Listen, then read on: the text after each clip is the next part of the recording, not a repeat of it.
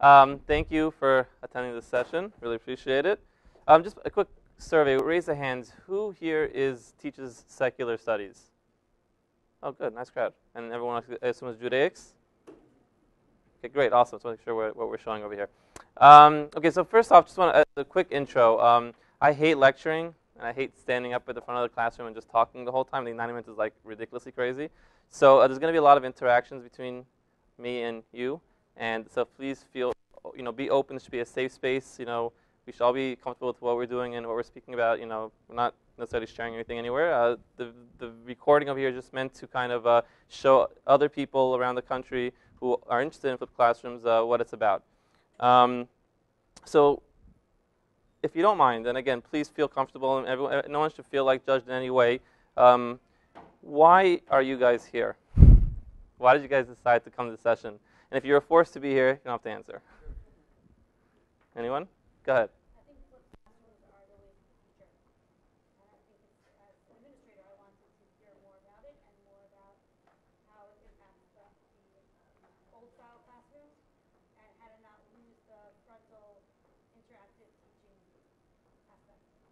Cool. Okay, so you think this is a new type of learning mode. Great. Anything else?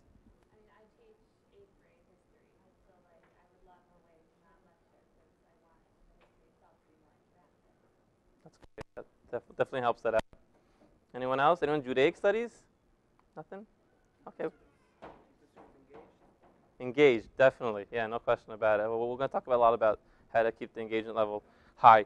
Okay, so then unless anyone else wants to give in their own opinions, I want to kind of set this up, frame this whole session as to why even bother changing what we're doing. I mean, a flipped classroom is a very big change in what you might be used to doing in the classroom. And we're going to go through different steps of how to do it and what the important parts and goals are of the class. But before we get there, it's a really good question to answer is why do this change in the first place? What's wrong? Is there anything wrong with our classroom currently? And is there any reason to change what we're doing?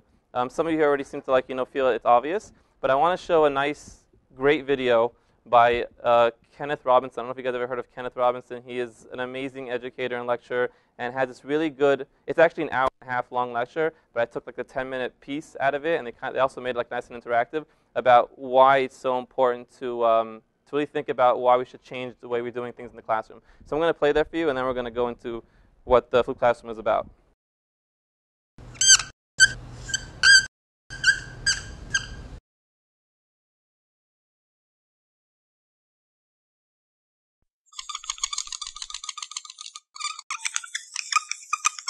Every country on earth at the moment is reforming public education. There are two reasons for it.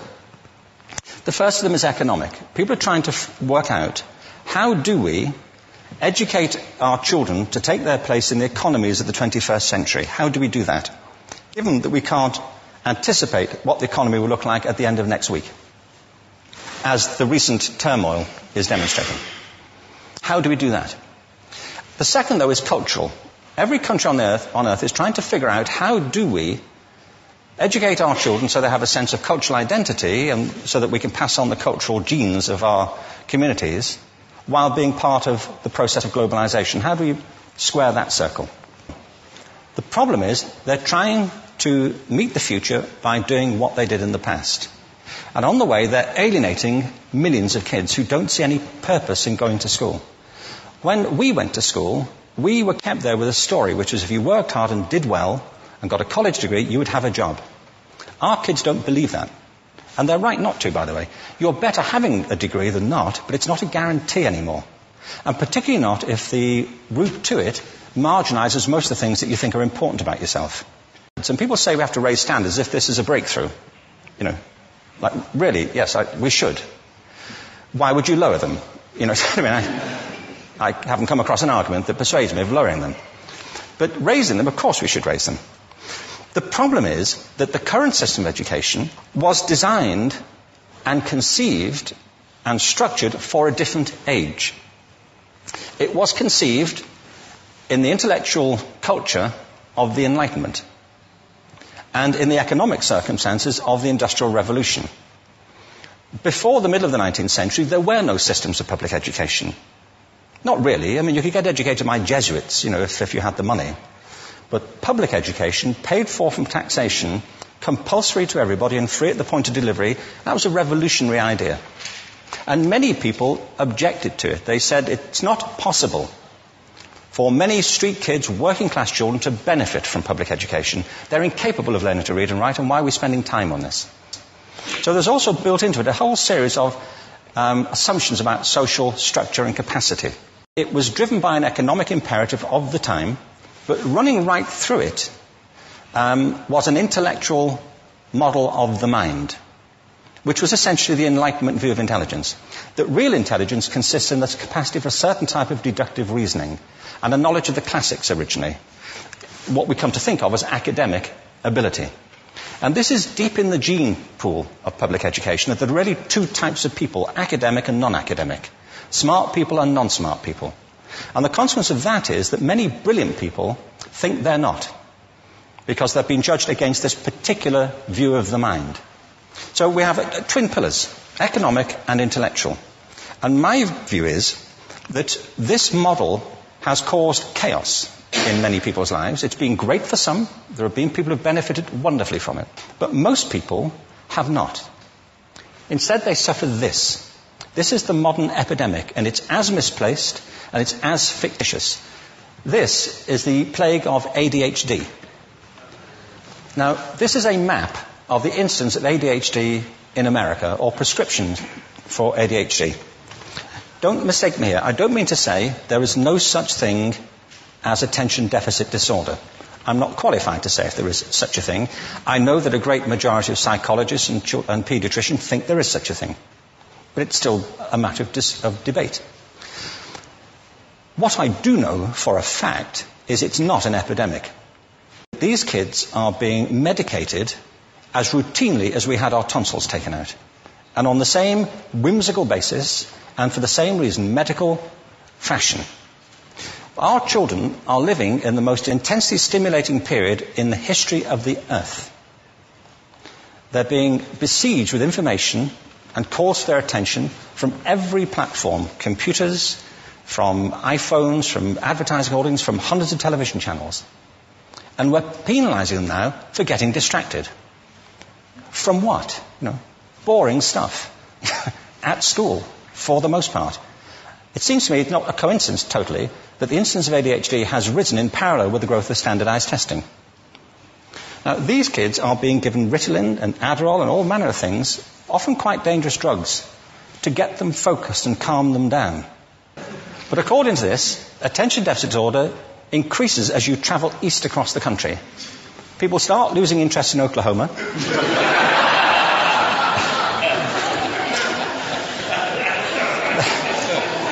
They can hardly think straight in Arkansas. And by the time they get to Washington, they've lost it completely. And there are separate reasons for that, I believe. It's a fictitious epidemic. If you think of it, the arts, and I don't say this exclusively of the arts, I think it's also true of science and of maths, but I say about the arts particularly because they are the victims of this mentality currently, particularly. The arts especially address the idea of aesthetic experience.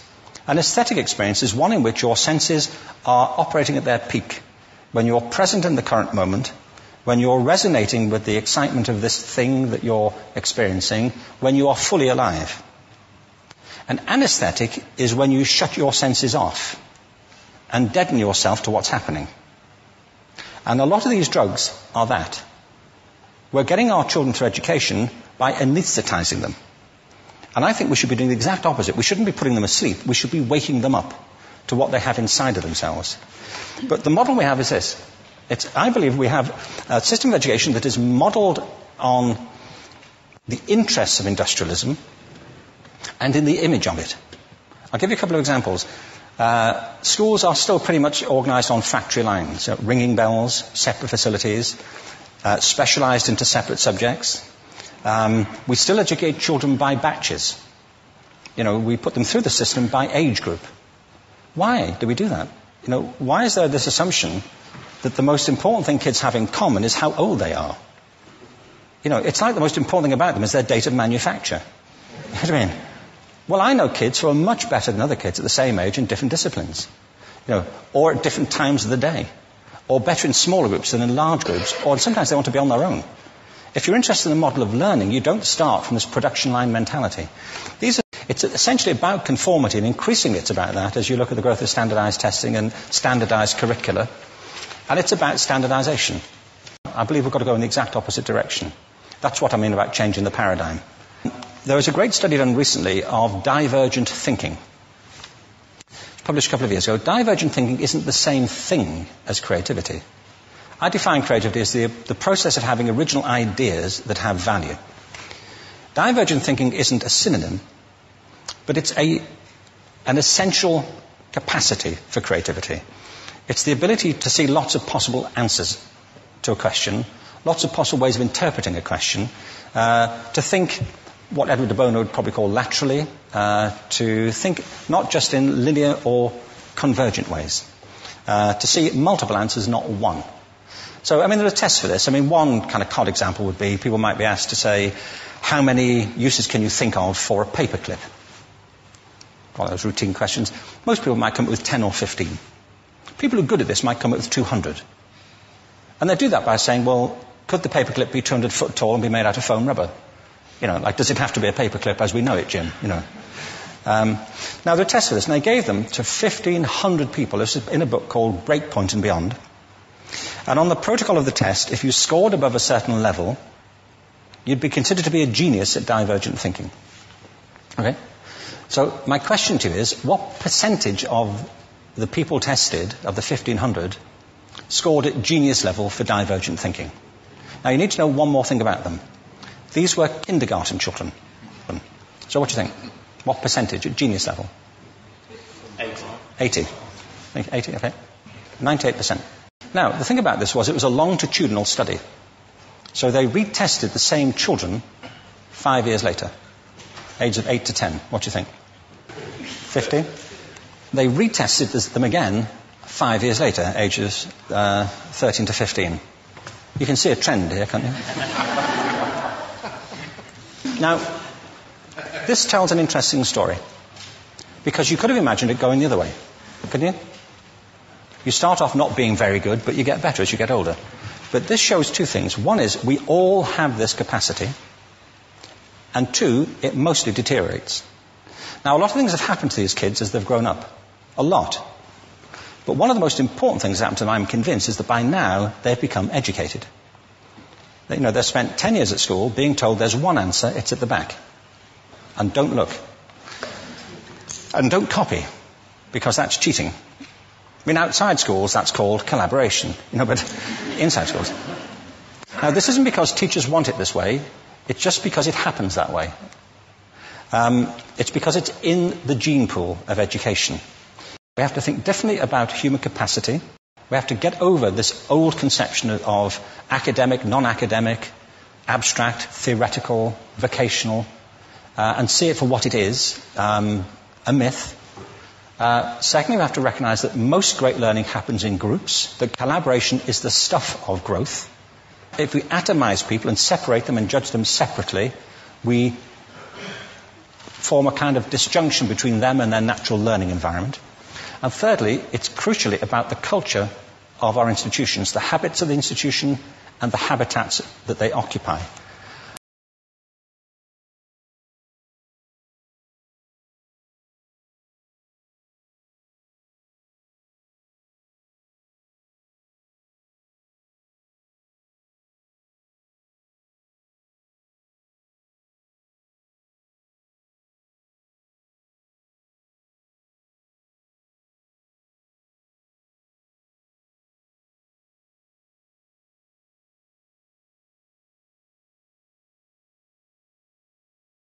I think you guys got the gist of the. It's a great talk. There's more to it, and we'll. So if you go to YouTube and type in RSA animate and then Ken Robinson, you'll find it. Kevin Robinson? Ken Robinson. Yeah, so I apologize again, internet difficulties, and that's one of the things you'll encounter when it comes to the classroom. We'll talk about that. So thoughts. I mean, the basic premise is, and I'll just go through what I was going to say, is as follows. The whole idea of public education, day schools, the way we see them today, is really a new concept. It only started about 200 years ago, if you think about it. Yeah, less, correct. And the original way of learning, and this is really also the Jewish way of learning, is a more one-to-one system where you had a tutor or a rabbi who taught, 1 or 2 or 3 kids at most.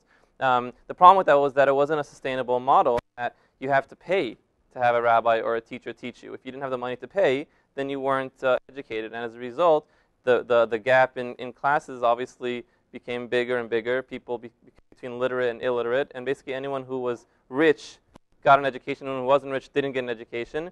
And it was kind of like that for thousands of years until around the 18th, 19th century. People started realizing that they need more people who know how to read, know how to write, and know how to do a little bit more advanced jobs other than agriculture and farming. So the idea was to find a sustainable system that could mass produce literate people. So, and this whole thinking came at the same time as the Industrial Revolution, which is all about factories and mass production, etc. So they kind of took the same system that was made basically to make cars and cans, and we paralleled that to schools. And the whole idea of school is that now we take a bunch of people in the same room, and we teach them, and we hope to get everyone involved and everyone educated. We all know what the difficulties are in that kind of system, and we're basically taught when we become teachers that we got to kind of teach to the middle, because we really have no choice. And basically, the ones who are really smart kind of either do great or totally flounder, and the ones who are not so well, they need extra help, or they just drop out. And it's kind of it's a problem, and that's where differentiation comes in, trying to be able to model your classroom in a way that reaches every student. But it's a difficult task in the system that is set up currently. And another thing that really resonated with me is what he said during that talk was in the beginning. He mentioned this idea about how we're trying to use past models to help future generations, and that's something that's really important to think about. Is that how not necessarily what worked 100 years ago works now with our kids. And that's something that's really important to understand, that our kids. Let's go back a step. If I would ask you all here, any of you please comment, what is your best student? What type of kid is your best student? Anyone, please. Effort. That's great. I was not hoping to get down the first try, but that's great. Effort, right. The motivated kid, right? I mean, obviously there are smart kids, and they do great too. They can do great too. But the motivated kid is really the kid that you enjoy teaching, because he knows he pushes himself, he puts the extra effort, and he wants to succeed. Now, if you go back 150 years ago, and you were a farmer, right? You weren't literate, and basically your job was farming cows and agriculture, and all of a sudden you have the opportunity to send your child and become literate and actually get a better job than him, right? The father is more motivated to send the kid to school, and the child's more motivated because he knows that's his ticket now to get out of that farm life and become something of himself, right? So there was much more motivation, if you think about it, 150 years ago with the system. So even if the system was a bad system, kids were motivated to see it because they knew, and like he mentioned before, the idea was you go to school, you work hard, you get your diploma, or your college degree, and you're going to get a good job. But we know nowadays it doesn't happen. And I don't know if you guys have the same students as I do, but it's really hard to get our kids motivated in class for all subjects, because at the end of the day, most of our kids are middle-class kids. They have decent, their parents have decent jobs, they're making decent amount of money, and they figure they'll fly through it. Some of them are, the motivated ones want to do more, want to get better, or they have a passion that a teacher cultivated early on. But generally speaking, most kids are not motivated to learn anything. They just want to get through it. They want to pass the regions, pass the tests, and get the heck out of there. So we have to realize that the motivation level is very low, and we have to find a way to get that back up. Engagement, like you mentioned before, engagement is an important piece and factor to the whole idea of the flipped classroom. So, and again, I apologize for the technical difficulties. That's fine. And we're going to start our slideshow. What is the flipped classroom? Is Wi-Fi going to come back up soon? It was an IP concept. Somebody was saying, Okay. Does this work? It does work. Great. So the flipped classroom. What is the flipped classroom? So before we begin, I want to talk about goals. I think it's very important also in my classroom and when you're flipping is to set up goals and objectives when teaching anything.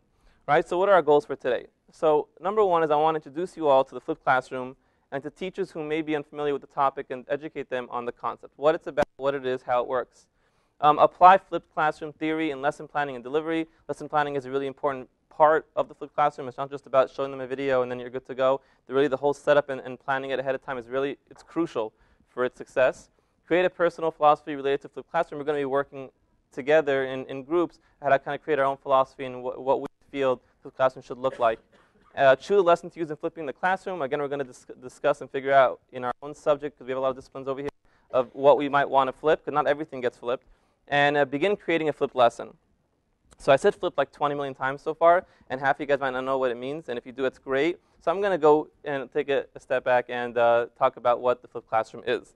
And this is I'm going to summarize this, because it's like a nice long paragraph from the creators, but I'll keep it simple. So let's read it out. Flipped learning is a pedagogical approach in which direct instruction, i.e. the teacher teaches, moves from the group learning space, the classroom, to the individual learning space, the home, thereby transforming the group space into a dynamic, interactive learning environment where the educator guides students as they apply concepts and engage creatively in the subject matter.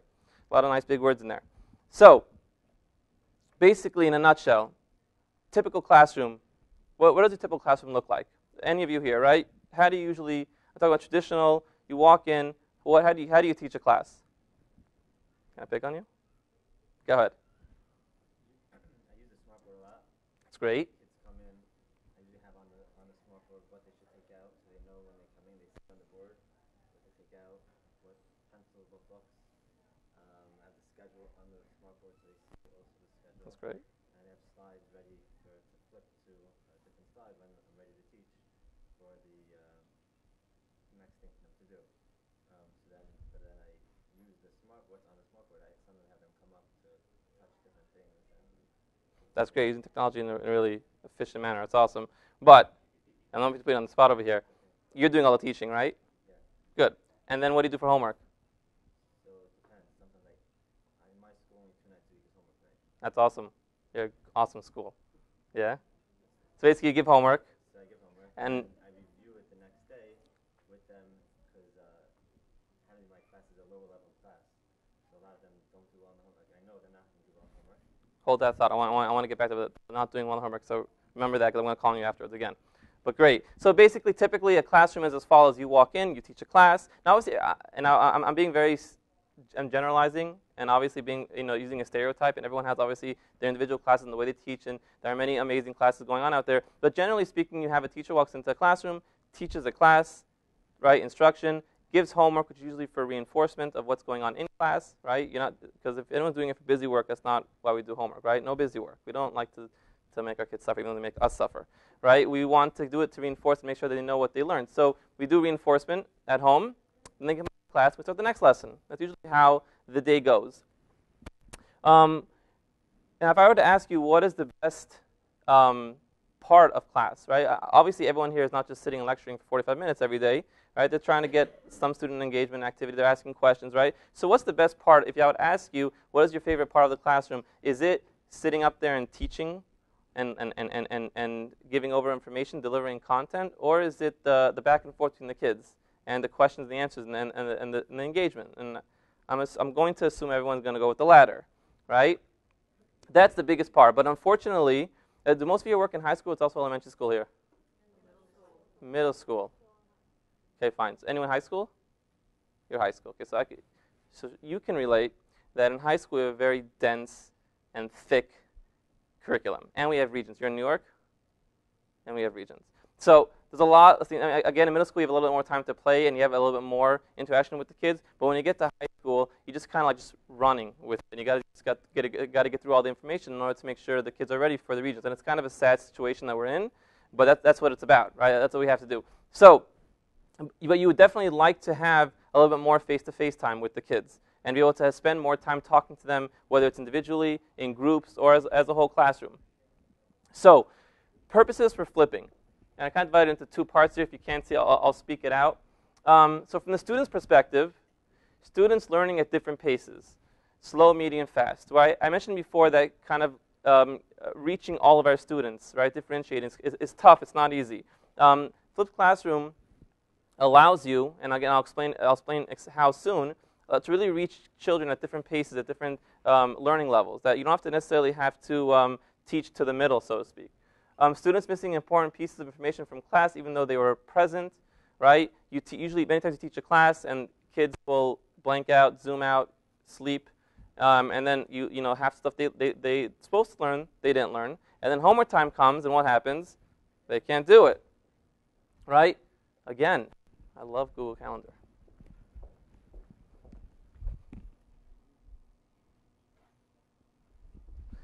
Students absent, sick, sports, etc., missing critical lessons. I don't know about you guys, but in high school we have a lot of trips and things going on, and clubs, and all kinds of crazy, ridiculous reasons why kids shouldn't be in class. And as a result, you end up seeing them like 2/3 of the day, right? Y'all smile because you know what I'm talking about. So yeah, students get absent, and then again, you give them homework, they can't do it. They weren't there. They have an excuse, right? Students not completing homework fully or correctly at home because they forgot how to do it from a class, and this happens to us all the time. If you ever come in early in the day and survey the breakfast tables throughout breakfast time, in high school we have prayers and then breakfast and then Gemara.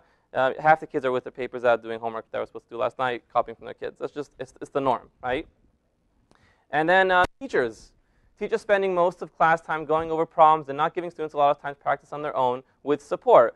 What happens is as follows, and we all know this, right? We teach a class, we teach it well, we create an awesome lesson plan, we go through it, you think the kids got it, homework comes in, half of them didn't know what was going on, you got to go over it again the next day, and it's all of a sudden you just spent 2-3 days going on the same concept over and over again because sometimes it's hard for the kids to really grasp it, or they're just lazy. So we have that issue that we run into. Teachers spending many extra hours tutoring and re-explaining to students who didn't get it in class. Great. So the goals of the flipped classroom, what could it bring to you? So number one, create an engaging, interactive environment that is student-centered. And I'm going to explain into more later on how this really works, but you're doing much less teaching during class time in the flipped classroom. And when I say teaching, I mean as well, we kind of equate teaching to delivery of content. That's not really teaching, but unfortunately, again, especially in the high school level, we're kind of stuck with that, is that when I'm teaching, when I'm putting a concept on the board, whether it's a math concept, whether it's a Perek and Chumash, and I'm going through it, explaining Rashi, right? The kids are most of the time just writing down notes. They're just taking in the information. They're what we call,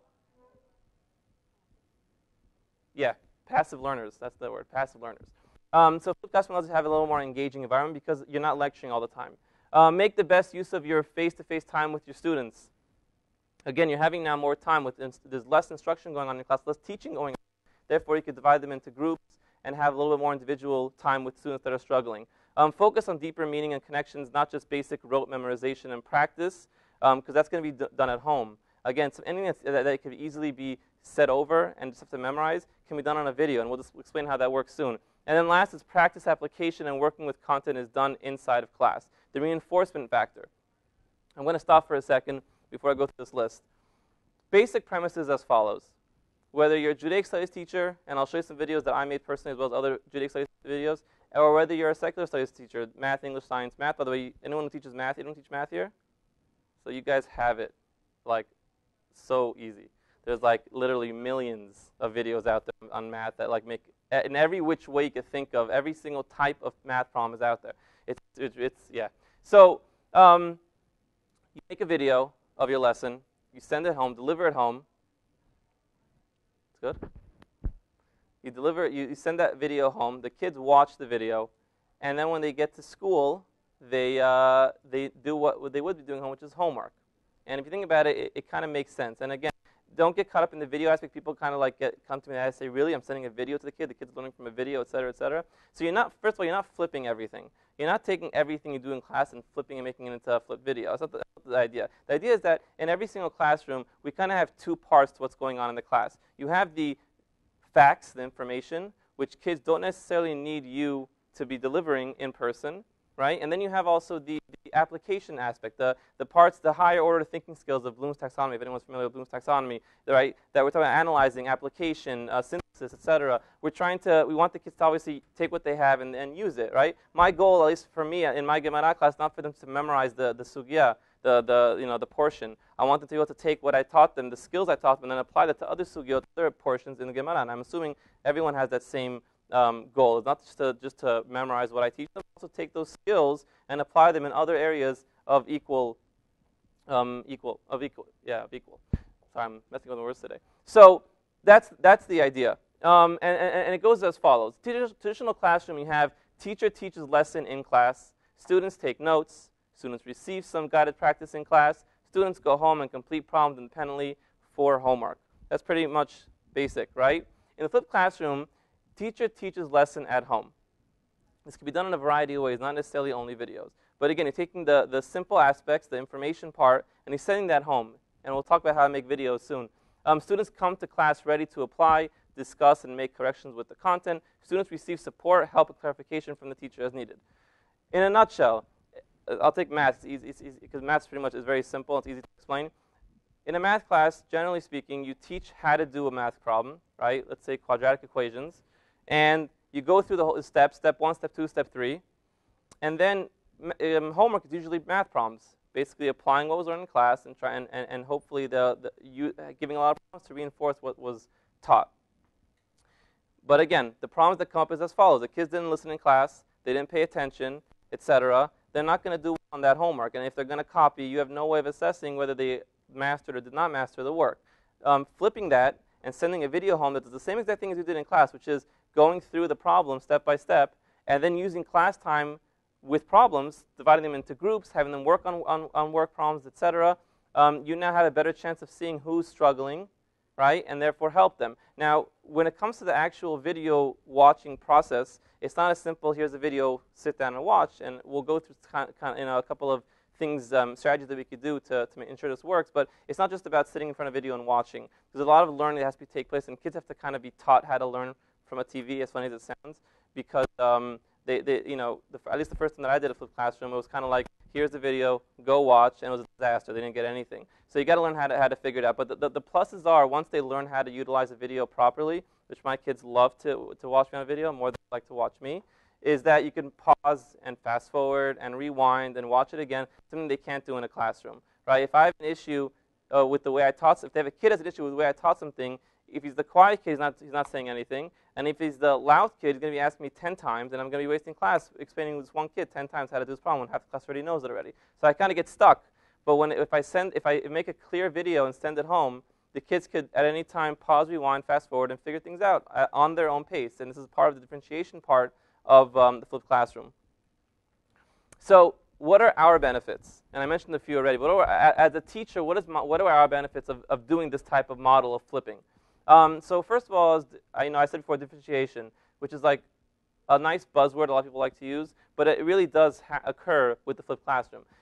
Working one-on-one with every student in my class every day as they need it, work with individuals in small groups in class. By sending this video home, I'm not bothered anymore with actually standing up and just giving over this information. I make the assumption based on the way I set up the video that they know the information, they had enough time to watch it and rewatch it and rewatch it, and also I have a note system that they do in order to make sure that they watch it, and I'll talk about it when we get there. But assuming that they get the information from the video, they now come home. They now come to school, and I could divide them into groups, have them do worksheets. I could have small groups working on their own while I sit in and walk around. I do a lot more in my class now, just walking around and working with groups individually, dividing my class time into group work and collaboration as opposed to actual teaching. And questions are highly advised. Please ask away, no problem.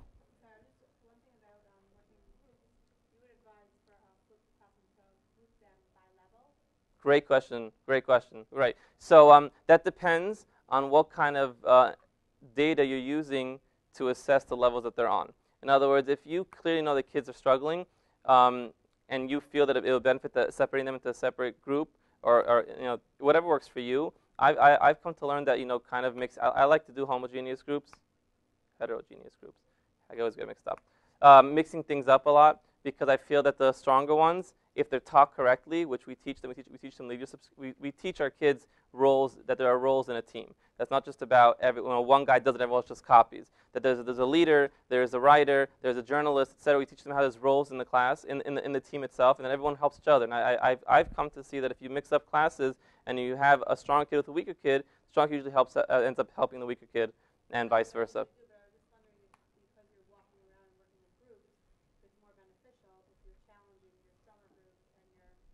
Yeah, it might. I mean, it's definitely an idea. I mean, one big thing about flipped classroom is that it's not it's identical in any school, anywhere. It's really up to you how you want to set up. It's up to you what you want to do with that class time. One of the biggest complaints I got from teachers, the way I started this whole thing out was I basically went to a conference, a full-day seminar on the flipped classroom, and I kind of brought it back to my school and started working together with Gary on helping teachers who were interested. It was kind of like, optional. You didn't have to do it. And I had 3-4 teachers, a Torah teacher, Jewish history teacher, myself, and a math teacher who were all interested in learning, wanting. So we kind of like created a cohort. And that's also really important when you're doing new initiatives in schools, is creating a cohort of teachers that can work together and collaborate, and time to collaborate, assuming that your administration is, behind you on it. It's really important to have that time to work together. So we used to meet once a week, work together, and figure out, how to lesson plan our classrooms. And I had a point what I was saying. I'm trying to remember it now.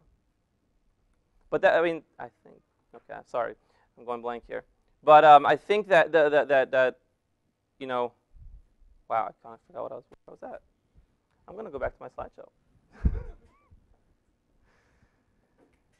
I'll figure it out. I'll get back to it. I'm like that. Sure. Good.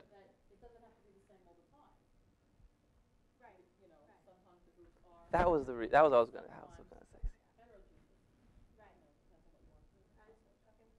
Yeah. So I mean, we were all different. We all planned differently, did different things, but at the same time, it was repeat the question, right?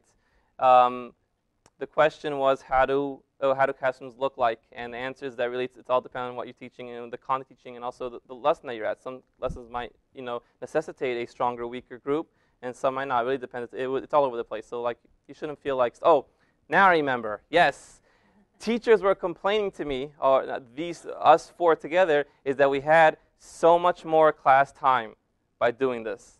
And that was a big complaint, because literally what came down to is that we didn't know what to do with the class. We kind of if you think about it, a 40-minute lecture we do in class could really get whittled down to about 10 to 12 minutes max. If you have no interruptions, at the most 15 minutes, you send that information home, and then making sure the kids get it, you get to class, and all of a sudden you have 40 minutes to work with them. So unless you plan it out very well, you get stuck. And it happened to us numerous times where all of a sudden we were class was done, and we basically started the next lesson because we just had so much time left over. So it's definitely a big plus, especially with people who are running through. So you, and then you. Go ahead.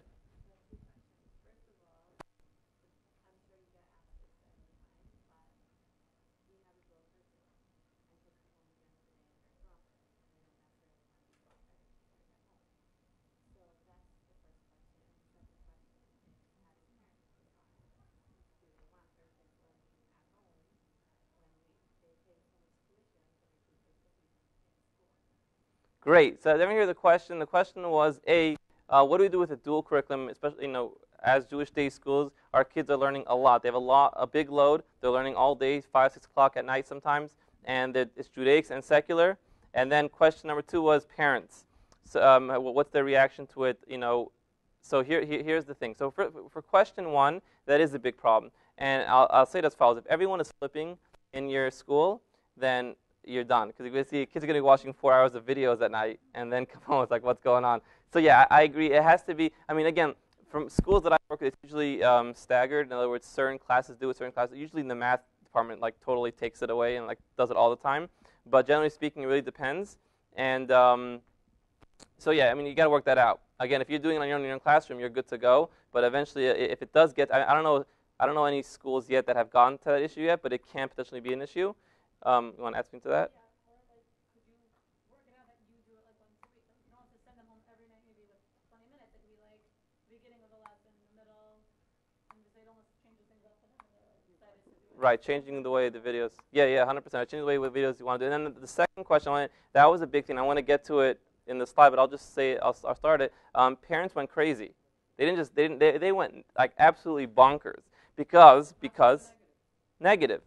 And the reason was as follows. No. It was only out of ignorance. I'm not saying that they didn't know, right? In other words, in their minds, teaching is getting up in the front, making sure everyone is sitting down silent and taking notes, and you just going on and on and on, right? That's what they think teaching is, or most parents do. At least That's the the media sense that everyone you watch movies, everything that's all it's about. So everywhere you look, everywhere you think, it's all about having a quiet classroom and a teacher teaching. And my classroom is a very loud classroom. There's no quietness.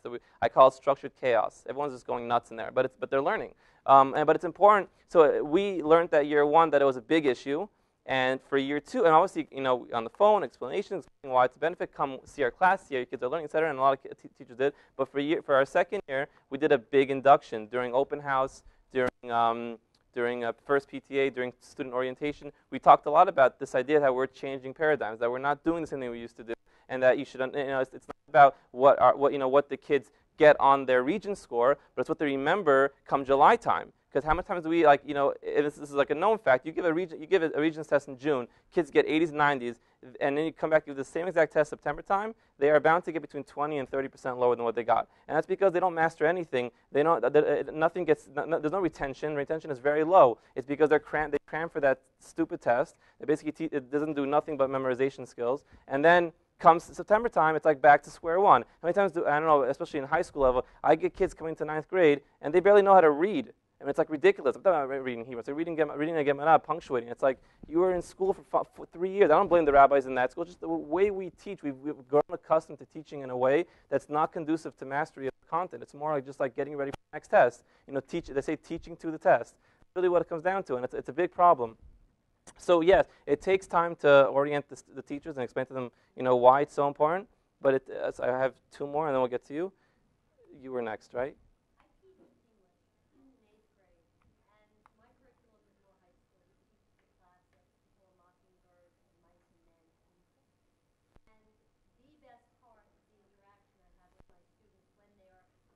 Initially looking at the text. When they see something for the very first time and the light bulb goes off, I can't imagine putting myself on a video and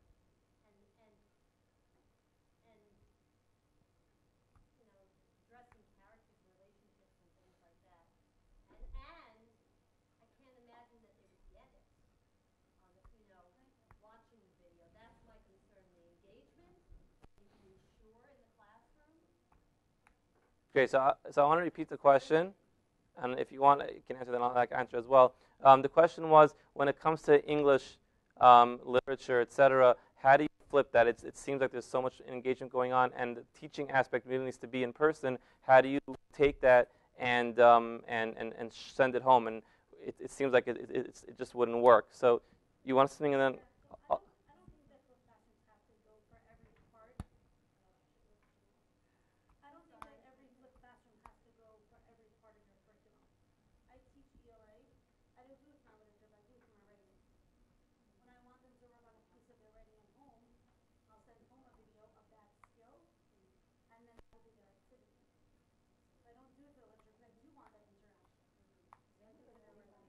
Yes, I'll get to you.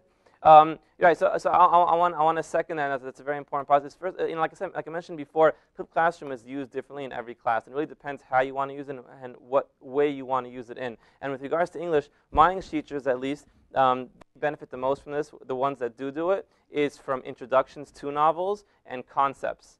In other words, you obviously want to set the background story for Great Expectations, right? So there's a lot of different background content, the historical aspects, the novels, right? So you want to get that through. So instead of spending time in class doing that, send that information at home. Because it's true, when it comes to English class, English is probably the most engaging class in any of the subjects that we teach, because it's very, first of all, open. It's not dense as other subjects, and it's meant to engage and constantly discuss. So it's much. And that's awesome. I mean, that's a great thing about English class. So therefore, as a result, you don't need it necessarily that much. Again, the idea of flipped classroom is to open up space for you to have these engaging discussions. If that's already occurring in your class, then obviously you don't need it. But again, English teachers use it sporadically, definitely less than everyone else. But the idea is that when you get to concepts or ideas that you could send home, also a big thing to do is they like to use it for essay writing, in that a lot of the grammatical stuff that come up with essays, how to set up body paragraphs, how to set up a paragraph itself, 5-paragraph essay, etc. Those ideas, which again are kind of just like busy rote memorization, those could also be made in a nice PowerPoint / video and then sent over to home and let them go through it and memorize it, and it happens to help a lot. Maybe I'll show you videos tonight. Actually, for one of the teachers, my English teachers, I made a video of the 2, 2, and 2, where they're there and there with my 5-year-old son. and like the kids, like every kid in my school knows they're there in 2, 2, and 2. So but again, that you're kind of limited in that sense. And again, it's not necessarily. The idea is to open up time and space in order to engage and discuss. You were in this, right? I'm sorry, I'll get to you also. I just wanted to, I guess you really covered it, is that the literary analysis you have to do in class. There's no substitution for it, but the mechanics, background, and concepts are all there. They have things like Google Lit Trips, Mm-hmm. where you can actually follow the setting of a novel, and it will show you where it takes place on a visual map, and it will even go have like a time machine where you can go back in time. Wow. So there's a lot of supplemental information online that I find very useful. And then there are a lot of programs that just help with the mechanics of English and the productions of English, which is another thing that can either be for classroom reinforcement, for study tools, et cetera, et cetera. So there are plenty of benefits Right. that will supplement class and not substitute for it. Right. Yeah, and that's a very important point to bring out also, is that there's so much. I mean, again, obviously we're limited in terms of hashkafa and internet access, but there is a wealth of knowledge online, and there's so much kosher, good stuff out there that really benefit everyone in the classroom. It's like, again, it depends on your level of religiosity, etc. Our hashkafa look on the internet, but there's really amazing. And I can give you links afterwards on all subject areas of just great information online. You had a question, right?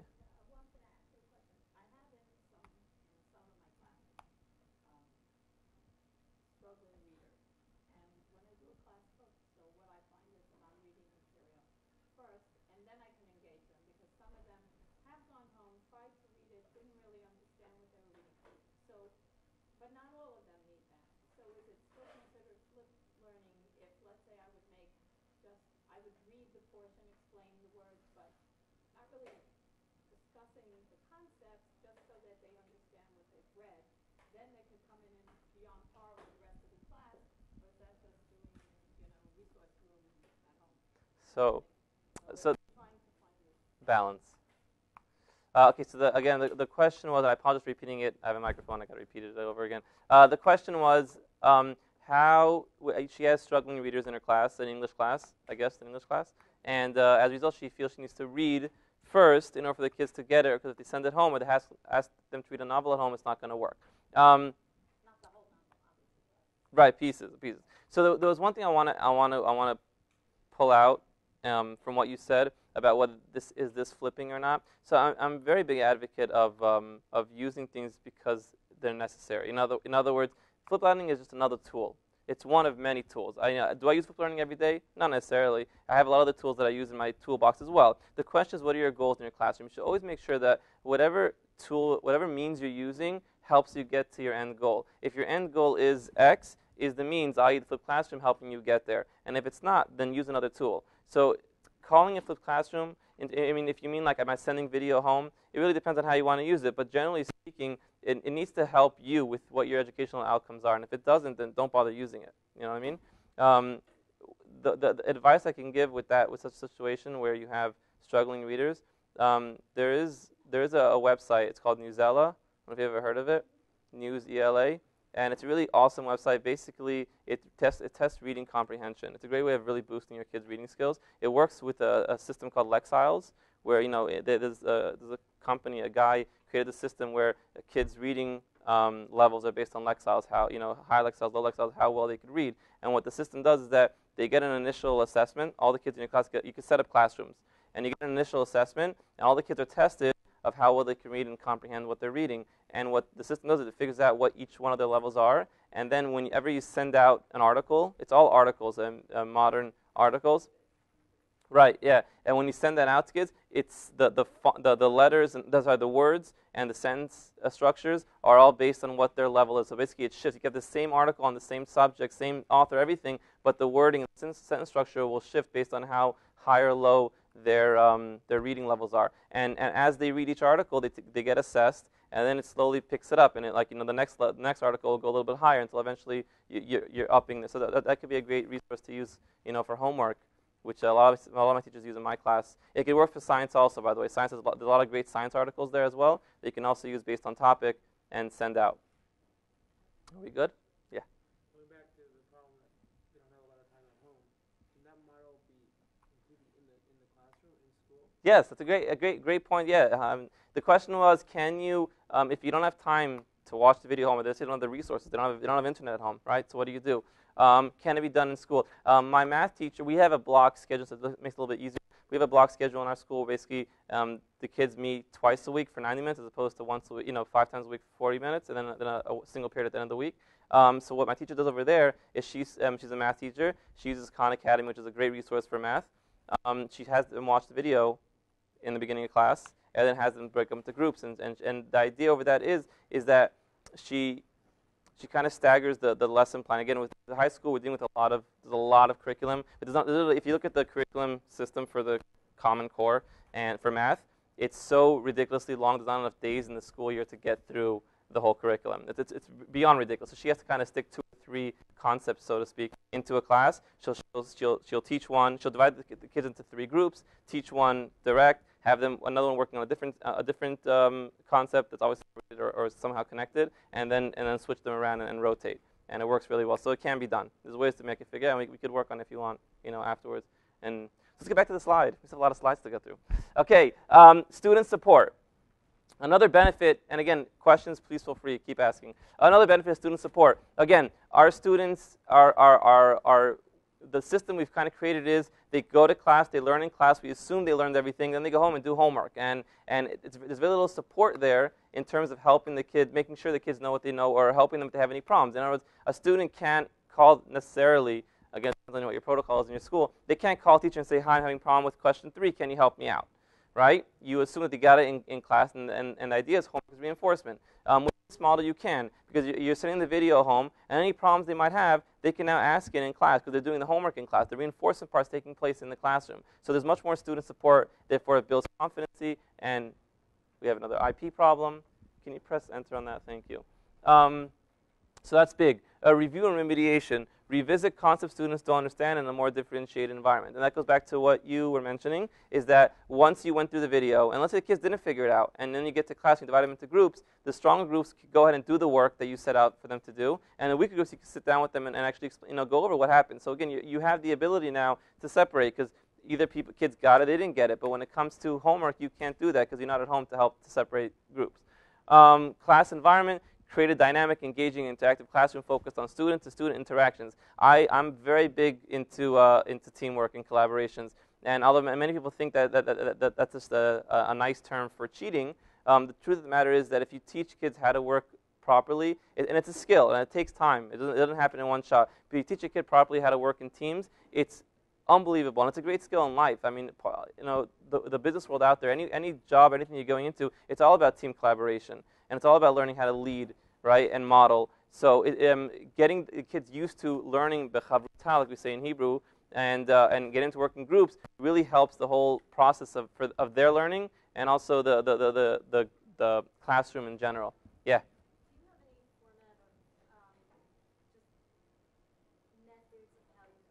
Sure. I don't have it here, but if you come to me after or email me, I definitely have no problem. Yeah, I have a lot of resources on team collaboration and team building. Yeah, it's a big part of the class. Student benefits a goal. This is kind of like the opposite end of what teachers' goals are, right? Students don't have to worry about being absent, sick, extracurriculars. They have a basketball game that night. They have soccer. We always get that excuse, well, I couldn't do my homework because I have to go to soccer. You can watch a video. And missing content. It can access anywhere, anytime, because it's online. Lesson being taught too fast to comprehend. That's a big problem for a lot of our students, is that if we teach a class, and I mentioned this before, we teach content, and either A, I'm going to have to repeat it 10 times for that one guy who didn't get it, or B, no one's going to say anything, and they're not going to know what to do when they get home for homework. So being able to watch it over and over again is a big plus. Getting stuck on homework problems with no support. A big thing that we also, this is not anticipated, but parents got involved. In other words, we send the video home, and now the parents first got to see A, what was being taught in class, and B, they can now watch and help and work with the kid. And it created, I had one parent, again, obviously this is like, Yotzemi Nakal, but I had one parent who told me that she had a problems with her kid. It was a 10th grader, and as a result of working with him on homework and watching videos and working together, they built a better relationship between one another. So there's definitely benefits in allowing teachers now to see what's going on in the classroom, being more transparent of what's happening in the classroom, and then having them help their students as well, help their kids as well. Being bored because content is too easy, they know it, fast forward, right? Forgetting old material and having no way to reassess it. This is get access to it. That's also a big thing. We have in our school, and we're going to talk about where to put our videos, what to do with them once you actually create them. But being able to go back and watch them again, or let's say a test is coming up and reviewing. So they're not looking at notes. They're looking at actual videos of you teaching it, of you saying over the content. That's a great resource for them to use when getting ready for tests, for projects, whatever might be going on. And then during class, they can focus on being active, responsible learner. And this is big. And I always say this: I hate lecturing simply because the kids just sit there and they don't do anything. And even when I ask questions, most kids are not saying anything because most kids don't want to. They feel judged. They're embarrassed. They don't want to say. I coach teachers as well, and I one time sat in a classroom observing a class, and it was a really dynamic questions back and forth, and the teacher was like, it was really amazing. But when I learned how to observe classrooms, I did this little kind of simple trick. Basically, I take a piece of paper and I put circles for every chair that's in the room, and I basically put a little line, every time they say something, every time he says something or they answer a question, etc. And when I showed the teacher afterwards, and it was really a great class, but I showed him afterwards how many kids actually got involved. I said, there's 23 kids in the class. How many kids actually got involved? And he said, I don't know, 17, 18, and it was 4. And that happens a lot where you have like those 4 kids who are like, and it's a great class. But at the end of the day, you have another 19 kids in the class who just they don't do anything, And some of them because they're bored, some of them because they really are just scared to say anything. They don't want to feel embarrassed by like asking a stupid question. So again, A, you're letting them watch the video at home, and B, when they're in school, in class, it's group settings. So if we're automatically mixed in a little, it takes them time, but they get used to having a voice, and it builds them confidence. So that's a great thing to think about. Working and collaborating with classmates to deepen understanding, being in charge of the learning and their success in the class, working with concepts they need more support and understanding. Again, that's where you come in, and managing their time to meet given learning objectives. Now, I have one teacher kind of took the flipped classroom to a whole different level, where she basically has, at the beginning of every unit, she creates a playlist of all her videos and all her worksheets and tells the kid, go. And every kid just goes in their own pace. And again, it takes time to get to that point, so if you jump into that, you will fail. But she's a master at this, at the flipped classroom. And basically, you walk into a classroom, it's a math class. She keeps them all in the same unit, but you'll have kids that are all over the place in the class. But it's a great way of, again, differentiating and giving everyone the pace and the style that they want to learn at. And something that you can't do when you're frontal teaching. It's not possible. So thoughts on the flipped classroom. It's a constant work in progress.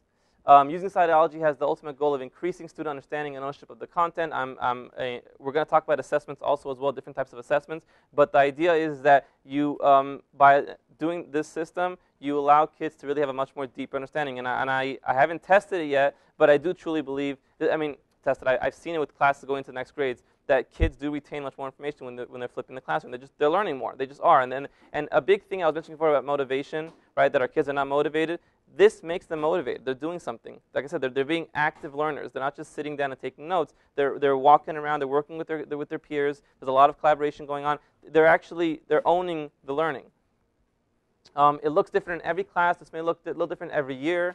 Different subjects, like I said, English is going to be different than a math class. It really all depends. We must constantly strive to find ways to help support our students in their learning and help them to develop into reflective, responsible, and self-directed learnings. This is the big thing, self-directed learning, especially in a high school level. Our school is very determined to get our kids into colleges, into good colleges, and that's part of the whole rat race system in the society that we live in. And kids have to go to college to get a degree, and even that doesn't help anymore because you got to get like a PhD to work in a supermarket nowadays.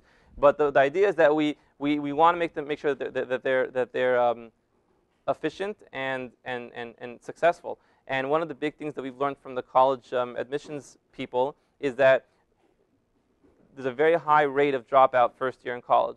And the reason is because in college, you don't have a teacher sending you out notifications. They're not on top of you. They're not constantly badging you to give them homework or to turn the assignment in. You don't do it, it's a 0. No one's at the top of you. So unless you're very motivated and you're self-directed, you're failing out of college very, very fast. And that's why so many kids do drop out in the first year of college. And this kind of system helps them own the learning. It helps them, again, you're setting a video at home, it's on you to learn. It's not on me. In class, I could badger you and say, hey, take notes, hey, do this, hey, do that. But once they get to home and they're watching a video on their own, it's on them to watch the video, to take their own notes, to ask questions for tomorrow. And it creates an environment by which everyone feels more of an onus and responsibility to go forward and to learn. You and then you. You have to be very responsible. So in the high school, I'm sure that work great. It's like, middle school, elementary, I'm not sure.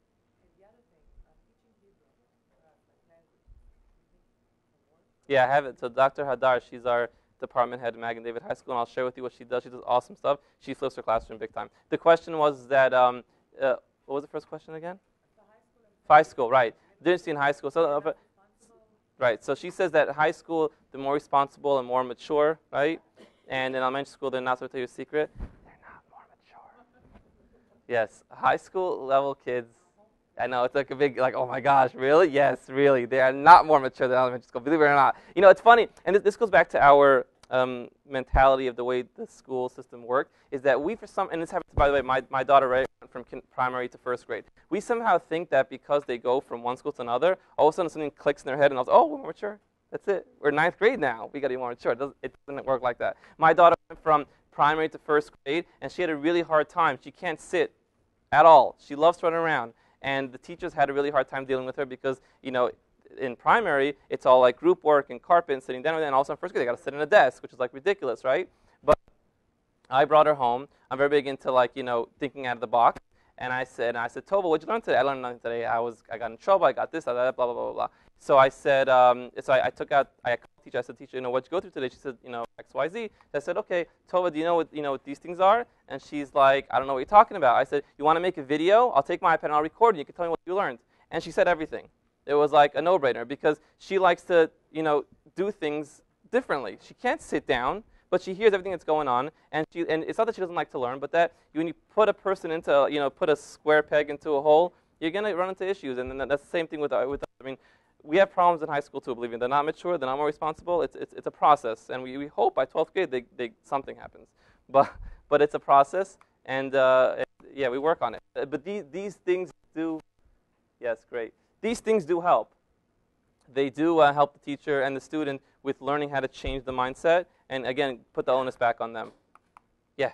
What grade do you think you can start this in? Great. So I've seen people start it at 4th grade, but for math, only for math. Math is only because math has a pretty, from 1st grade to 12th grade, it's pretty straightforward. It's you're teaching a concept and then you're applying a concept. There's really nothing more. You could be very, you could play around with it and do cool stuff with it and apply it to like real life situations. But it's basically kill and drill, right? It's not it's basically so even in 4th grade, you're learning how to add and subtract. It's pretty much basic. So you could, but the teachers that I've seen do it, they do the video in class. In other words, they have the kids divided into groups, have a station for videos, have a station that they work on this project, station to work with the teacher, and they kind of like rotate. It's not necessarily going to home and watching a video, but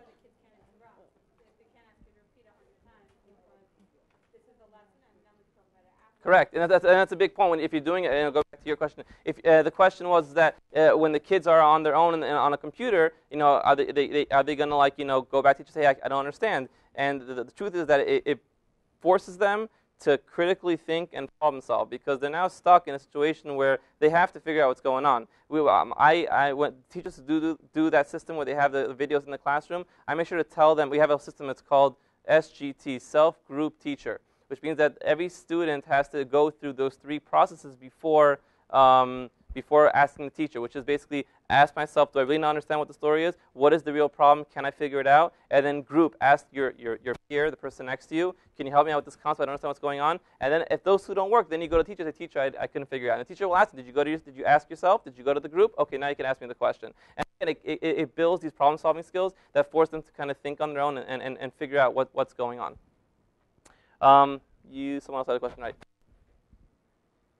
So when you have kids that come in and they say, I wasn't able to watch the video for whatever reason, so then do you have a station in your class where they can watch the video, and then if you do that, then do you then have kids that are thinking, I'm not going to bother watching the video home, I'll just watch it. Right, so that's a great question. So we did do that system whereby a kid. So in our school, again, it depends on school culture, but in our school, every kid has a smartphone. Every kid has an iPhone. From like 6th grade, they have. I don't know how that's even possible, but they get smartphones like very early on. So if that happens, the rule is that yes, watch it right now. You're going to be behind, and you're going to get deducted. Half of what you're going to get credit for the watch. Video, by the way, we give points for it. In other words, we give them a sheet called a WSQ. I'll tell you what it is in a second. A watch, summarize question. but they have to fill out that sheet, and that's kind of like how they prove that they did the homework. And if they didn't do it, they didn't watch the video, they're only getting half credit for it by watching the video in class. So there are obviously consequences, and therefore they know, and then most of the time it doesn't really happen. But yes, you have that issue. You do. Don't forget, and I'll show you that sheet in a second. Don't forget the paradigm shift. It's a big thing, is that you're now flipping. A lot of things change. It's not the same as it used to be. Lesson planning. The whole lesson plan, your whole system of lesson planning, which we're going to get into detail how to lesson plan, is totally going to change from the way you used to do things. And you got to really plan out a lot of preparations, a lot of planning. Delivery of content. You're not teaching the class anymore. So again, what do you do? You're sending a video home. And meeting needs of every student. Again, you're having more time figuring out how to reach every kid and hitting them at their own level.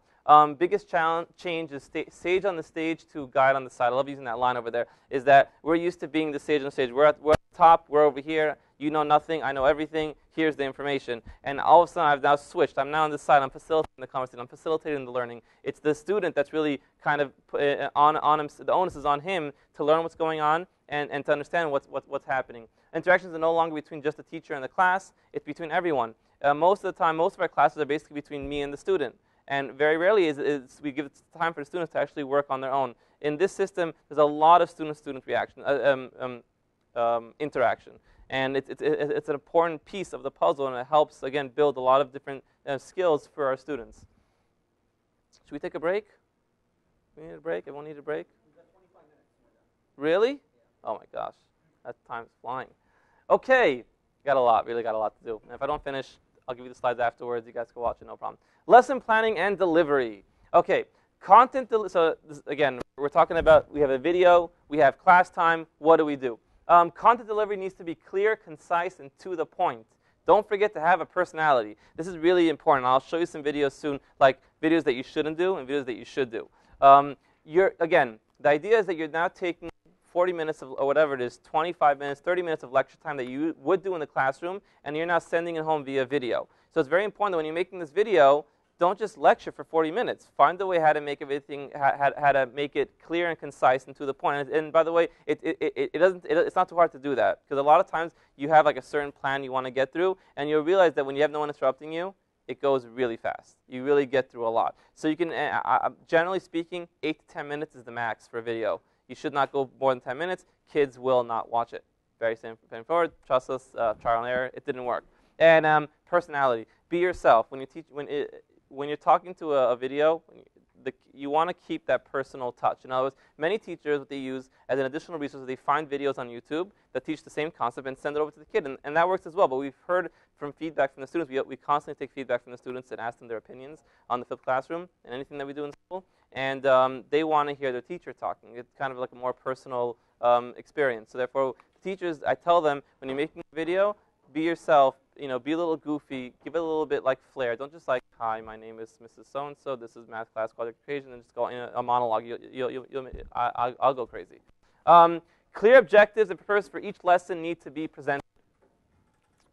Just like a lesson plan. When I give a lesson in class, I have the aim on the board, right? The goals, the objectives. When it comes to a video, you got to do the same thing. Make sure it's very clear at the onset whether you have it like, you use a PowerPoint for your video or whether you use the actual video. Is make sure you're very clear what the objectives and outcomes are for the class. Don't let your kids just be lost. What am I trying to accomplish? And it also sets the tone. If you tell the students, we are going to learn X, Y, Z, it helps them now have the right mindset for when they're about to see whatever they're going to be seeing. Students need clear guidance and expectations. What do you expect them to get out of this video? That's also an important piece. Besides the outcomes, is what do you want them to gain? And it's good to also, at the end of that video, is okay, so we went through constants A, B, and C, and they work like this, and then ended off. But make sure they understand that this is the expectation that they need to be getting. A 40-minute in-class lecture can be whittled down to a 10-minute video. Focus on the most important aspects, no interruptions. And we'll get into video. I was hoping we were going to I brought laptops to actually make videos, but I don't know if we're going to have time to actually do that. I apologize. But it's important that when you're making a video, make it straight. Don't stop in the middle. When I say stop, I mean don't have an actual break in the middle of the actual video. If you're going to stop, press pause and then continue recording. But make sure it's clear and it's focused. Have students engaged in learning during the video. Now here's the 3 things. You can choose whatever you want to do as follows. Again, you send a video out. How do you know they watch it? How do you know that they're learning anything from it? How do you know, how do you keep track of what's going on? So one thing is taking notes during the visit. You can tell the students you must take notes. And many times I'll show you a video that I made for my Gemara class, is that I put like little prompts. We're using a program that I use, a very easy program called Camtasia. It's an awesome video editing program and very simple to use, where I put prompts like, it says take notes, remember this word, this is a vocab word, just like little clouds that pop up as the video runs. Another thing is complete a WSQ or other reflective piece. What's WSQ? And if you want after class, I can email you guys the actual template. It stands for Watch, Summarize, Question. Most teachers use that system, which is basically they watch a video. Okay, great. So they watch it. Then they have to give in a sheet of paper that summarizes it, meaning what are the things they learned out of that video, and also a question. The student must ask one question at least on what it is they learned. Why do we do that? Because we feel that part of the learning process, again, is not just taking in information, but it's also thinking about how it could be applied in other situations. So we want them to ask either a question they're having an issue with, or a question of how to take that concept and apply it to somewhere else. But they must ask at least one question, and usually it becomes many questions. I mean, I have teachers now that do this as a Google form, where they send out a Google form together with the video, and the kids fill out the Google form that has WSQ, and the teacher gets all the information on a spreadsheet on the spot. And again, complete a few examples on their own. Again, when it comes to math, which is very basic, basically you could have them watch the video and even do some problems. If it's a short video or whatever it is, you want to just like on the spot do some videos, some problems, you do that as well. Again, it's up to you how you want to set this up. It's all what your learning outcomes are and how you want to go through this. I'm going to be so I'm going to be going very fast. Flip everything. Again, we had this question before. Obviously not. You don't want our kids being like this all day. They're not sitting in front of a video and watching all day just videos. It really depends on what you're teaching, your content. Every subject is different. It can work in every subject, but again, it depends on what your outcomes are and what your goals are. And then for the next question is how you choose what lesson to flip. And we touched about a lot of these things through questions that everyone asked over here. Is you want to pick a lesson where you would be spending most of your face-to-face time delivering content to students. In other words, and this goes for the English class, right? If you have a class like history happens a lot with history classes where it's a lot of content being delivered, then take that and make that into a video. And if there's a lot of discussion going on, if you have a class where you know there's going to be a lot of discussions happening, a lot of questions happening, let it happen. You don't have to flip everything. And pick a lesson that you want more discussion, interaction with the content in class. That's another big piece, is that let's say there's a certain concept that you want the kids to talk about, whether it's a pasuk, a rashi in Torah, or whether it's a concept in English, whether it's talking about, or if you want them to discuss this more, then set that up as a system where it will actually work. This is going to be a lot, so we're going to run through this, and I apologize. I wanted to get to the actual video stuff. But write your learning objectives. When you're creating a lesson plan for flipped classroom, you want to work backwards, what's called backwards design. You don't want to start with what you're going to teach them, but what your outcomes are going to be. And it's really important to set that up because the flipped classroom is a means. It's a tool to get from point A to point B. It is not point B. The classroom is not your end goal. It's the means to get from one place to the other. So figuring out what your objectives are and making sure that they follow one to the other. Plan how you're going to assess the kids. I have a lot of great assessment tools that I want to share with you guys before we go about how to assess kids after they learn the content. And then create lessons using technology to present knowledge. How students think on their own. That goes back to teaching them skills of how to watch a video. There are skills how to watch a video. Variety of resources to reach all learners, laid out clearly to avoid confusion. Be yourself, connect with the students. Again, when you're creating the video, you want it to be like as if you're talking to them personally. What's going on, what's happening. Student access, this is an important piece of the puzzle, depending on what kind of denomination or group of kids you're teaching. And obviously, it depends on Ashkafa. If you have a kid, a school where the kids don't have computers or internet at home. I live in Lakewood. No one has internet at home. No one. So it's really important to make sure that you know what the kids have, and therefore, based on that system, don't give a kid a video to watch on YouTube if his house has no internet or doesn't allow YouTube, right? You got to figure out different means. I have teachers who give out flash drives. The school bought them cheap $2 flash drives. Video is whatever is 100 megabytes. It's nothing, and they give out these flash drives to the kid. That's one option. Another option is DVDs. Obviously, internet's the easiest way to go. Creating a video, uploading it to YouTube, and then sharing it. But again, you want to make sure that you're in line with what's going on. If you don't have that opportunity, then hopefully your school at least will have internet, and you could at least assign it in school. And then obviously on the go, if your kids are like, in my school, everyone has a smartphone and a laptop and 10 Xboxes in their house, and then you can go ahead and have them do it, wherever they want, whenever they want. I just already talked about, recording a video, and I thought we were going to do videos together, and I apologize again, kind of in a rush. So here's the nitty-gritty about actually making videos. And again, I'm going to rush through this, and we're welcome to talk afterwards. And again, I apologize, but here it goes. There's two parts to creating a video. There is the actual creating of the video, and then there's the pre and post creation, what you plan before and what you do after with that video. Because obviously, you want to make sure the kids get it in a timely manner, and also with the right tools in order to watch it and get it clearly. So let's start with the video aspect.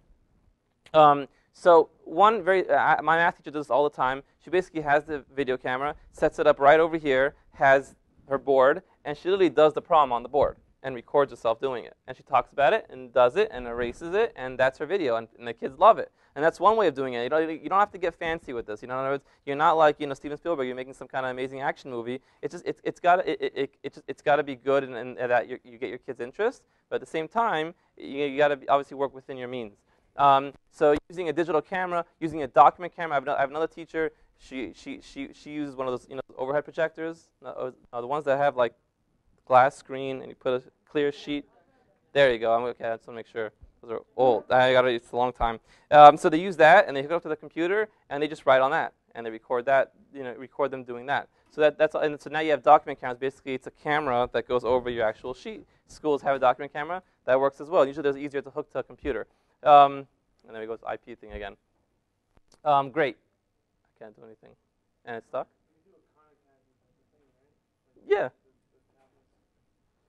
So it's funny. Those things are more difficult than they look. But I have one that does it's called the Bamboo tablet. It's a company called Bamboo. And they make a tablet, basically. If you've ever seen a Khan Academy video, you see the guy like scribbling on a black screen with I'll show you a video soon. We got to show you a video soon. But yeah, you could do that as well, connect to the computer and then write, but it's kind of hard to work.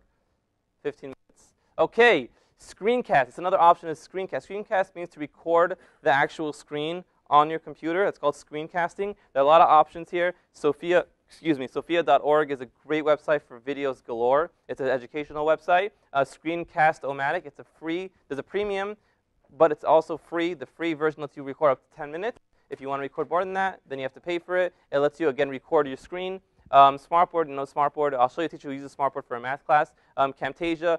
Now, Camtasia costs about $150, but it is the best money you'll ever spend on a video. It's so easy to use and simple to use and does really cool stuff. I use that personally for my Gemara class, and it's one of the best money I've ever spent on a video editing tool. It's really not complicated. Yeah, if the school buys it, it's actually $80. So if you get your school to buy a five piece, we did that in our school. Eventually, we got 10 licenses, and it goes down to half the price. They're really good with educators. Camtasia, they work for educators. QuickTime, ScreenR, Jing, it's all the same thing. They all do screencasting. iPad apps. This is going to go to Hebrew, by the way. These are big, and I'm going to show you how to do it in a second. I'll show you what I did with my class. But iPad apps, if you're in an iPad school, one-to-one school, whatever the story might be, or your kids have iPads at home, these three apps, ScreenShop, Explain Everything, and Educreations, those are all great apps to have. It's basically a whiteboard on the iPad, and the kids could record themselves talking and writing as they talk, and it records that into a video, and you could share it on YouTube. Audio, and this is also important. You don't have to make videos. I have a rabbi who, because his kids don't have computer screens at home, he therefore makes audio and loads their MP3s with his audio classes. That could also be done. It really depends on what with Hebrew that works a lot. And I'll show you something we do with Hebrew. It's really cool. So VoiceThread and Podomatic are both easy to use and free audio recording tools that are online. Oh my gosh, it's like crazy. Can you press enter on that? Just go to the OK and click. Press escape maybe. There you go. Great. Now we have the pre and post creation. So now you made your video. You're ready to go. What do you do with that video? Okay. So first thing first, if your school's learning management system, an LMS, I don't know if anyone has an LMS in their school. If they do, that's the best way to go. If you don't, write this down. Weebly.com. Weebly.com. Weebly is a website creator system. It's free for teachers. You can make classrooms. You can make whole classrooms and have each of your students have their own website. It's a very simple to use design. You basically drag and drop icons. It's really, really simple. It's great to use. My teachers use that a lot for their videos. And any of these systems, YouTube, SchoolTube, Vimeo, Edmodo, blog sites, those are all great tools. You heard of? Which? Oh yes, for especially elementary school, Edmodo is amazing. It's kid friendly and safe, and it's basically a closed Facebook. It's totally, it looks like Facebook has the same features, but it's made for kids. It's totally closed. No one else can enter unless you let them enter the room. It's really, and it's free, so it's really great. PowerPoint, Keynote, iMovie. Some teachers have a PowerPoint. They just record their PowerPoint and talk over, voice record and talk over it. That's a thing you could do. Research to aid students in comprehension. This goes back to the Google form that I mentioned this before, how together with the video, you want to make sure you give something with the video to make sure the kids are on task and not, just watching whatever they want and not doing anything. Yeah, we can't have a whole hour on this. I can't do differentiation. I apologize. But, let me run through this. There's one thing I do want to show you. Can you press OK? I was going to talk about how you could differentiate with flipped classroom. It's very cool. I'll just do it very quickly. There's 3 parts to differentiating when it comes to the flipped classroom. You have the content that's delivered outside the classroom, content that's applied in the classroom, and then assessment. And assessment's a big piece of the flipped classroom because I am a big believer of no tests. I hate tests. When I say that, I mean that I love assessments. I hate standardized paper, multiple choice. So I feel like I don't get any information from what the kids are learning based on a test. So I do a lot of other kind of things that help me really assess what the kids know. So how can you differentiate? So when it comes to delivering the content, obviously that's where the videos come in. You make videos, they can watch it at their pace. That's great. When it comes to content application, or you're in the classroom, so what are you doing in the classroom now? So you could have what's called PBL, project-based learning. I don't know if you guys have heard of project-based learning. It's a great concept. There's actually a colleague of mine who's giving a class in the next session right next door over here. Her name is Tikva Wiener. She is the expert in PBL and Judaics in the Jewish world, and she's amazing. And basically, it teaches you how to create a lesson that revolves around the project, where the kids actually produce something at the end of the lesson, as opposed to actually writing a test. They make a video, they create a poster, they create a science, whatever the story might be. It's a really great way of assessing students in a different manner that actually is meaningful. Project-based learning.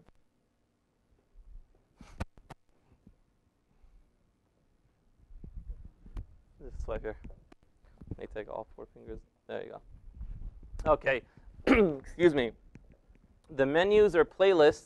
So I mentioned that before about how I have a math teacher who's like a master teacher, and she basically creates a playlist for the whole unit and lets kids go wild and do it at their own pace, and it really works really well.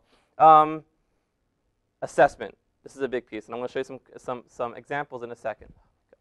Oh, gosh. So again, I don't like tests because I feel like it doesn't give me enough information in really figuring out what the kids know and don't know. So I assess them in different manners. Again, the idea of a test, like any assessment, is meant to figure out what do the kids know, what do they get from my class, right? So another way of doing that is, for example, a portfolio. I have all my kids in my class create what's called an e-portfolio, which basically means they create a website, and every time they do work in class, they put it on their website, and it's being peer reviewed. In other words, they have to have 2 comments from other students for each assignment they put on the website. And then when it comes to the end of we have trimesters. At the end of the trimester, you have basically a kid's website with all of his or her work. And it's a great also piece to show to the parents, and they see all the kids' work. It's a great tool to use. We use Weebly. Again, I was doing before. Weebly is just a great system to use. And again, kids like it. When they know it's online, they know people are going to see it. They're going to work to make sure it's perfect. So they're going to really work on it. And again, it pushes them to do better in what it is they're doing. Student created video. Now that is awesome. Now this I got to show you a copy of. I do this all the time, especially with my Gemara class. Anyone who teaches Judaic studies knows that our kids, unfortunately, are not that good at reading, and we have to constantly push them to read and to reinforce the reading skills. So what I did was there's an app that's both online as well as on the iPad. It's called EDU Creations, and I had them basically when we finished learning a sugya. It can be done in a number of ways, but when they finish learning a sugya, what I would do is I would have them actually read the sugya and punctuate it while recording themselves read it. So they would sit there and make a video of them reading the Gemara. So this is an example of one student. Let's go with this one. It's a little bit more interesting.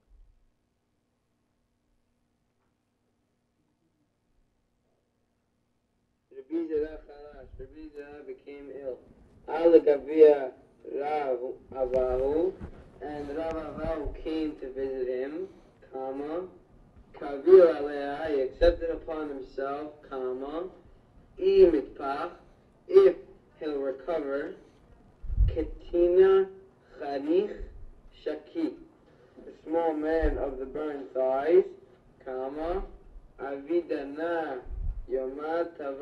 Rabbanan. I will make a feast, a festival, for all of the rabbis. Okay, so a couple things I want to show you that I'm sure you noticed that the kid kept underlining and also putting commas. I do this as follows. The kid, you can imagine the kid is at home, right? He has an iPad. My goal is to make sure that he knows how to read properly and also punctuate properly, right? Now, if he has an iPad here, he could have his art scroll come out right over here and just read the art scroll, right? So I make him write on the iPad. He has to underline what he's reading, and he has to also punctuate. So therefore, I know that he's actively involved in the process. Therefore, even if he has, they're not going to do it at this point. But even if he has the art scroll in front of him, he still has to go and constantly. And if I see him constantly pausing and like stopping for like a minute and then continuing, obviously he's reading the Gemara, he's reading some kind of translation inside. But most of the time, at this point, my kids don't do it anymore. And I use this to assess them. Now, what I do is I assign this usually at the end of a sugya, end of a portion that I'm teaching them. And then I have the other kids peer review it. In other words, I set them up in groups. They all listen to each other's recordings, and they all say, okay, you messed up on this word, or you forgot to explain this as a question as opposed to a comment, etc. And it's really a great way of, again, getting them involved, and it's a way of me assessing how they read, their reading skills. This could be applied obviously in any classroom in a variety of ways. When it comes to math, we do this a lot when it comes to like the group portion in class.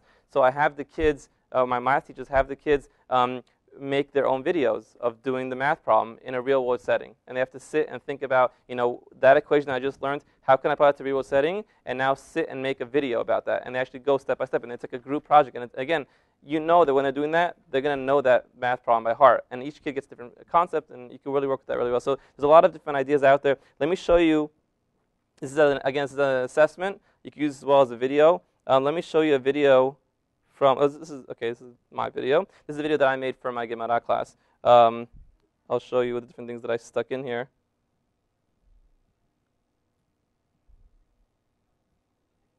If you notice over there, I have a nice beard over there. I usually shave every day, and it's kind of like a nice, yeah, so that's something very important about making videos. You have two options. You can make a nice video, or you can make videos ready for class the next day. Don't feel like, yes, Eric heard. I'm sorry, I can't show you that video. But I can give you the website to go see that video. The idea is that when you're making a video, don't feel like you have to be like perfect. You have to be normal. And it goes back to being a personality, about being yourself. How would you present yourself in class? That's what you present yourself in the video. Don't feel like, oh my gosh, I got to be like everything's great and hair's all set and all that, and makeup and all that. You don't have to do all that stuff. You just be normal. So this was like late at night. And I did this video by the morning. So I just I don't even know. I think I was in the back of some like Beit Midrash. I just sat and I did it. So like don't feel like pressured of how to do a video. And again, I apologize. I would show you more stuff. I think we're basically done. If you want to write down your email on this sheet of paper over here. Oh yeah, it's a great. That's a better idea. Let me write you my email. Please email me, and I'll be more happy to share with you all the resources, all the PowerPoints. I have no problem with that.